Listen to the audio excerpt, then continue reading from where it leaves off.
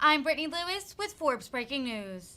FDA Commissioner Robert Califf testified about the baby formula shortage during a Senate Health Committee hearing last week.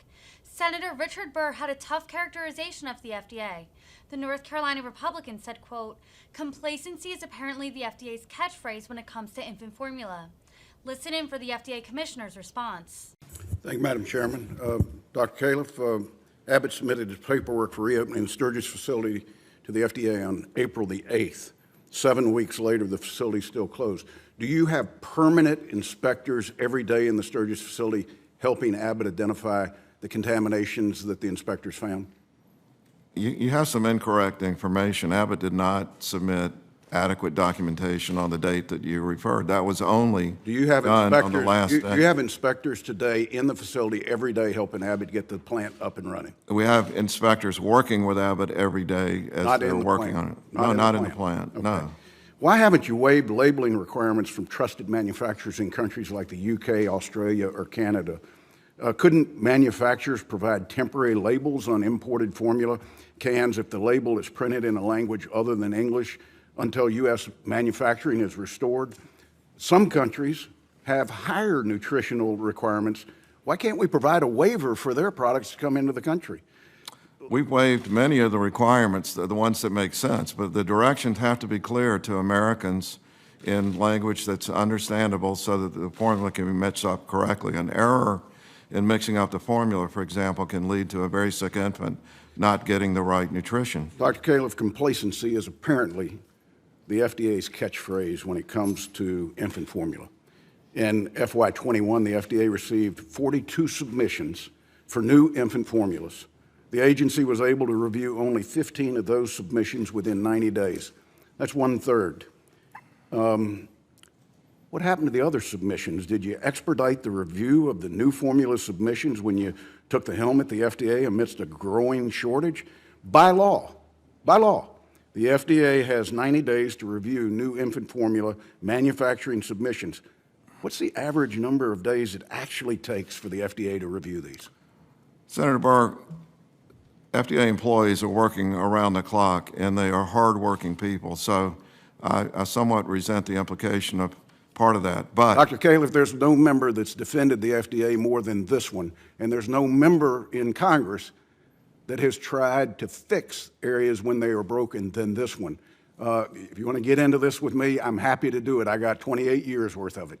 I know you're quite capable of that. So let me just say, right from the start, any good application was expedited by the FDA since the shortage became evident.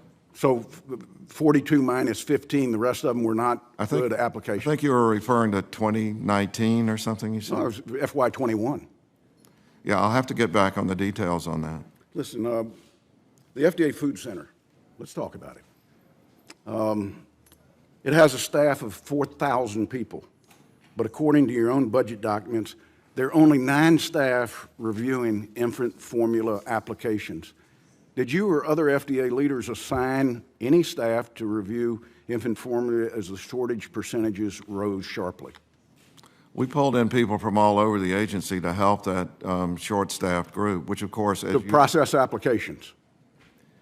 I'll have to go back and see exactly how they spent their time, but looking at all of the activities of that group, they were supplemented by staff from across the agency, which of course means that other things didn't get done. Do you have the authority as commissioner to move people around as needed? Yes. Okay. Dr. Califf, I've looked at an initial review of some of the activities of the Food Center, and I'm concerned with your prioritization of the activities with the staff you have. Since the voluntary recall, for infant formula, FDA Food Center spent time making changes to the definition of yogurt, opining on color additives in the Antarctic krill meat, that's fish food, so farms can raise salmon that looks more pink, making announcements about the use of the definition healthy. Since the first infant hospitalization, the same center has issued a rule on the definition of French dressing and issued guidance on cheese and chocolates that stray from the FDA's official definition. It's a pattern over the last decade. The same center has gone after salt, sprinkles, and even the definition of frozen cherry pie. So my question is simple in conclusion. What are your priorities at the Food Center? The Food Center has a broad set of mandates, as you well know, but there's nothing higher priority than this particular issue that we're discussing today. It is the highest priority. We're assigning every resource that we can to work on this problem. Well, I hope that the chair's request did not fall on deaf ears, that a detailed, comprehensive plan should be something that you could produce now if, in fact, the agency's working at the expedited pace that you addressed. If it's not ready today, I hope it's in the very, very near future. Thank you, Madam Chair.